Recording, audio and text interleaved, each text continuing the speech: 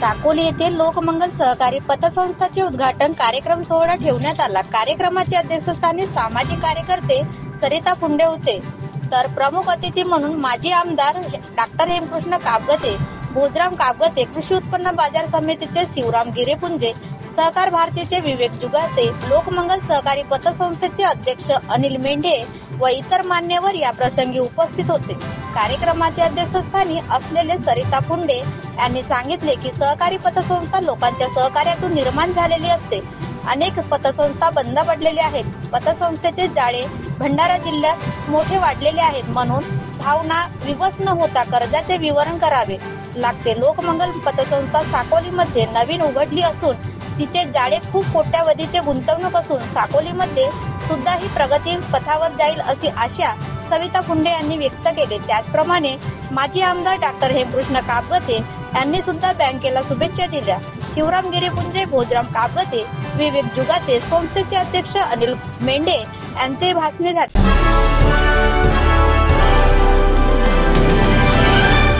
गावातील लोकांना आपण कर्ज उपलब्ध करून देऊ शकतो, कारण ओळखीचे असल्यामुळे सहजतेने त्याची परतफेड होऊ शकेल। आपल्या भंडारा जिल्ह्याला सहकाराचा मोठा इतिहास आहे। आज गेली 20 वर्ष आदरणीय सुनीलजी फुंडे जिल्हा मध्यवर्ती सहकारी बँकेचे अध्यक्ष आहेत। एक तळागाळातील बँक म्हणून जिल्हा सहकारी बँकेकडे बघितलं जातं, शेतकऱ्यांची बँक म्हणून बघितलं जातं। अनेक ठिकाणच्या सहकारी बँका डबघाईस आलेल्या आहेत, बंद पडलेल्या आहेत, अवसानात आलेल्या आहेत। जेव्हा एखादी बँक पतसंस्था ही चालवायची असते तेव्हा आपण भावनेत येऊन लोन देतो, कर्ज देतो। जेव्हा परतफेड करायची असते तेव्हा खूपदा कदाचित भाऊ आपल्याला असे अनुभव आलेले असतील, खूपदा संबंध खराब होतात। कारण माझा म्हणून जेव्हा आपण लोन देतो, कर्ज देतो, परतफेड करताना तेवढाच त्रास त्या अध्यक्षाला, संस्थेच्या बँकेच्या अध्यक्षाला होतो। त्याच्यामुळे कुठली पतसंस्था चालवताना, बँक चालवताना सभासदांची, संचालकांची, बँकेच्या कर्मचाऱ्यांची ही सगळ्यांची तारेवरची कसरत असते। त्यामुळे खूपदा भावना विवश न होता कठोर बनूनही आपल्याला कर्जाचं वितरण करावं लागतं। पतसंस्थेचे नियम थोडे सोपे असतात।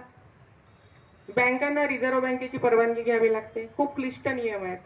त्यामुळे अनेकदा जेव्हा कर्ज द्यायची वेळ येते त्यावेळेला एखादा कर्जदार नियमात बसत नसेल, एखादी त्रुटी असेल तर बँक ती कर्ज नाकारते, जी पतसंस्था देते।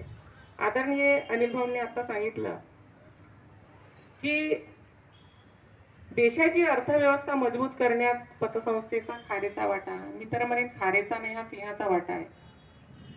तळागाळातील एखादी भाजीवाली दिवसभर भाजीचं दुकान लावते आणि 50 रुपये ते नित्य ठेव निधीमध्ये जेव्हा जमा करायचा विचार करते तेव्हा ती पतसंस्थाच ते काम करते। सांगायचं तात्पर्य असं की महिलांच्या साडीच्या घडीत असलेला ICICI बँक करत नाही, एक्सिस बँक करत नाही, हे काम ही पतसंस्था करते।